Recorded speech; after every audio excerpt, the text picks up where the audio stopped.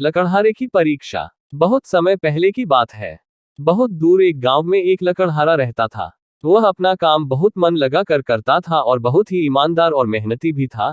दूर दूर तक ये प्रसिद्ध था कि वह अपने ईमानदारी के धर्म से कभी नहीं हट सकता। ये खबर स्वर्गलोक में भगवान तक भी पहुंच गई और भगवान ने सोचा अवसर आने पर वो उसकी ईमानदारी की परीक्षा अवश्य लेंगे।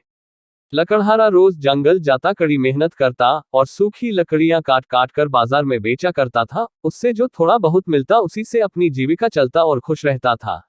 एक दिन वह नदी के तट पर लगे सूखे पेड़ की लकड़ियां काट रहा था कि अचानक उसे चक्कर सा आया और उसकी कुल्हाड़ी, जो उसकी आजीविका की जान थी, फिसलकर नीचे बह रही गहरी नदी में गिर गई। नदी बहुत ही गहरी थी, इसलिए लकड़हारा अपनी प्यारी कुल्हाड़ी को बाहर नहीं निकाल सकता था। उसकी कुल्हाड़ी अब नदी में खो चुकी थी।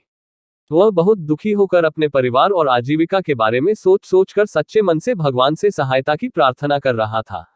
सच्चे और ईमानदार लकड़हारे की प्रार्थना भगवान ने सुनी और सोचा कि क्यों न इस विकट परिस्थिति में इस लकड़हारे की परीक्षा ली जाए। इसलिए भगवान ने उसके पास आकर पूछा, पुत्र, क्यों परेशान हो? मुझे क्यों पुकार रहे हो? क्या समस्या हो गई? लकड़हारे ने अपनी सारी बात, सारी परेशानी भगवान को बताई और भगवान से अपनी कुल्हाड़ी वापस पाने में सहायता की गुहार करने लगा। भगवान ने अपना हाथ उठाकर गहरी नदी में डाला और चांदी की एक चमचमाती कुल्हाड़ी निकालकर लकड़हारे से पूछा, क्या यही है तुम्हारी कुल्हाड़ी है?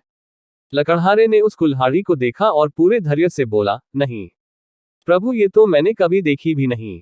भगवान ने सोचा, इसे इससे भी ज्यादा लालच देता हूं, और भगवान ने अपना हाथ फिर से पानी में डाला और एक और कुल्हाड़ी निकाली। अब की बार ये सोने की बनी हुई थी। भगवान ने उससे पूछा, क्या यह है तुम्हारी कुल्हाड़ी?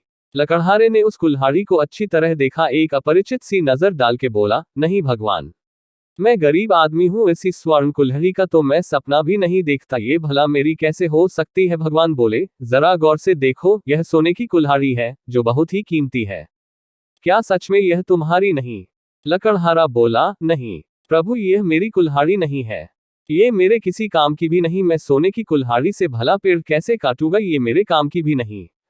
भगवान लकड़हारे की ईमानदारी देखकर बहुत प्रसन्न हुए और उन्होंने मुस्कुरा के अपना हाथ फिर से गहरी नदी में डाला और एक और कुल्हाड़ी निकाली। यह कुल्हाड़ी लोहे की थी। भगवान ने फिर लकड़हारे से पूछा, यह तुम्हारी कुल्हाड़ी है क्या?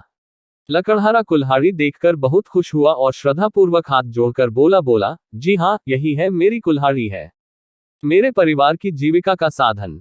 भगवान लकड़हारे की ईमानदारी देखकर बहुत प्रसन्न हुए। उन्होंने उसे वह लोहे की कुल्हाड़ी लौटा दी, साथ में उसे वो 2 कुल्हाड़ी जो चांदी और सोने की बनी थी, उसकी ईमानदारी के लिए उसे इनाम में भी दे दी।